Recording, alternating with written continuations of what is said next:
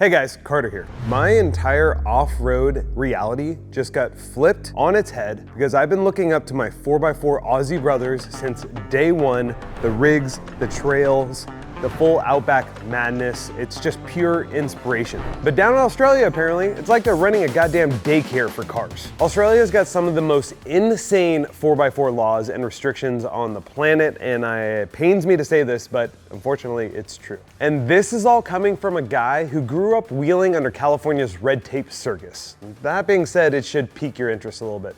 We're talking crazy lift limits, power mod crackdowns, and clearance rules so tight that you'd think that your rig needed a permission slip just to hit a dirt road. Want to lift and bigger tires for your 4x4 in the land down under? Congratulations, you might be a criminal. Carefully take out your weapon, holding the butt with 2 fingers only. Today we're navigating the absolute minefield of Australia's car modification laws, where the rules make about as much sense as a screen door in a submarine, putting the land of the free and the home to whatever the hell this is, against our Vegemite-eating counterparts in a land where everything tries to kill you, including apparently your 4x4 lift kit. Last week we were chatting with our newest mate, Tom from Rebel Offroad, and he was telling me about all the hoops that you have to jump through in Australia just to put some decent tires, maybe a lift, and some other aftermarket modifications on your rig. And I was absolutely shocked. Because here in the good old US of A, if you want to slap some tires the size of a small moon on your truck, well, as long as it kind of fits and it doesn't actively try to murder pedestrians, you're good. Mostly. Moments later, we see that same tire. We got guys running around with 12-inch lifts, rock lights looking like a damn UFO landed under their chassis, and tires that sing the national anthem when they hit the pavement. And you know what? Mostly, nobody bats an eye. If anything, they take pictures and awe at it. You are the epitome of a dude in a big truck with a small tailgate. You might get a traffic cop in California who just got dumped by his yoga instructor. You know how fast you were going? 65. 63. Isn't the speed limit 65? Yeah. But generally, it's a build it, send it, pray it doesn't break, something important kind of vibe. And you know what? I'm here for it. Sort of, as long as it's not deep dish wheels. But unfortunately, down in Australia, apparently it's a whole different kind of kangaroo hop. We're talking about the dreaded 2-inch rule. 2 inches. That's like the size of my thumb. I know 2 inches very well. That's what we're just gonna leave it at that. What kind of serious off-roading are you gonna do with a lift that barely clears a goddamn garden hose? You'd get high-centered on a speed bump and have to call in a search and rescue team. Come on, 2 inches? Maybe, I mean, I've heard 2 inches is fine. It's probably, it's fine. It's good. And let's talk about tires. Forget about those meaty, aggressive-looking treads that make your truck look like it eats Priuses for breakfast. They got limits. 2 inches is all you're gonna get over stock, unless you wanna go to jail. Immediately go to jail. You right to jail. It's actually probably just a ticket, but still, same thing.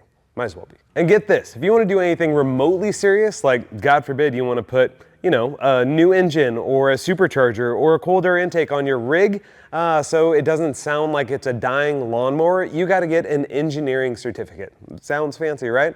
It's like you're building a damn rocket ship. But nope, you're just trying to make your truck a little less gutless. And is there anything really wrong with that? And if you wanna go this route, it costs a fortune. So they're basically penalizing you for wanting your 4x4 to actually, you know, 4x4 off-road.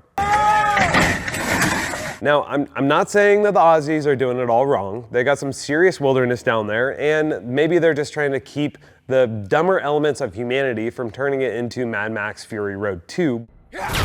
But it sounds to me like they've swung the pendulum so far the other way, you can't even sneeze in your engine bay without filling out 3 triplicate forms. And the right-hand drive thing, that's a whole nother can of worms, or should I say a whole other side of the road. You try bringing your trusty American-made beast over there with steering wheel on the wrong side, and they look at you like you've got 3 heads. Unless it's some sort of antique, which, let's be honest, most of our trail rigs ain't exactly museum pieces, and they'll even make you swap the driver's side to the other side if it's on the wrong side. Now, of course, we've got our own brand of ridiculousness, don't get me wrong.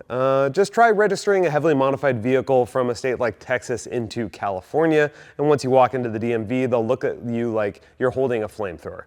It's like your build is a war crime. And don't even get me started about California emissions. That's a whole separate circle of hell reserved for anyone who likes horsepower. But the freedom to tinker, the ability to build your rig in a way you damn well please, within reasonable limits, of course, that's something we kind of take for granted here. Down in Australia, it sounds like your 4x4 journey is less about forging your own path and more about filling out paperwork and hoping that you don't get some inspector that doesn't have a vendetta against 4x4 lifted trucks. Rules are one thing, but where you can take your off-road beast is a whole other nightmare compared to the US, of course. In the US, we've got millions of acres of public land thanks to the Bureau of Land Management.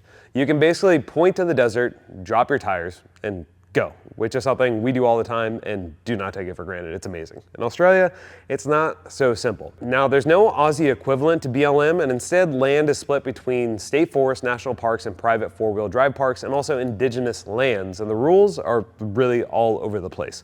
I think we might need to do a separate video just breaking this down, because if you want to go to a national park through a dirt track, you may be crossing into lands, and that's trespassing, which is no bueno. So no, you can't just hit a dirt track in the outback and call it good. You need to have permits, permissions, planning, and it's definitely a process. Even in a national park, you have to stay on the paved roads. You can't necessarily just go off wherever you want, which is something that we definitely do all the time. Of course, in every YouTube video I've seen, Australia looks lawless, but they're probably 4x4ing and off-roading and overlanding on private land, which is definitely something that you could do. You just need the permission. So the next time you're wrenching on your rig, throwing on that new bumper, debating whether you should go 35s or 37s, just remember those poor blokes down under who probably are filling out a permit just to change their windshield wipers. We might have our headaches, but at least we can mostly build our trucks without needing a permission slip, which is something I definitely enjoy. All right, I think I've had enough ranting for one day. Get out there, hit the trails, legally of course, and we're not condoning any, no, maybe we are condoning illegal off-roading, unless it looks really fun. Maybe send me the coordinates. Let me know in the comments what crazy laws you've encountered with your 4x4 in Australia, and maybe even the US. Maybe there's some laws out there that I don't even know about that we're breaking all the time. Maybe I do know about them, I just ignore them. Either way, leave that in the comments below. And if you like this video, we have a bunch of others on our channel. Make sure to check that out. Subscribe if you want or don't. I don't really care because I'm going to keep on doing them because I like talking smack about the Aussies. I actually don't like it. I'm just really disappointed. But anyway, God bless America.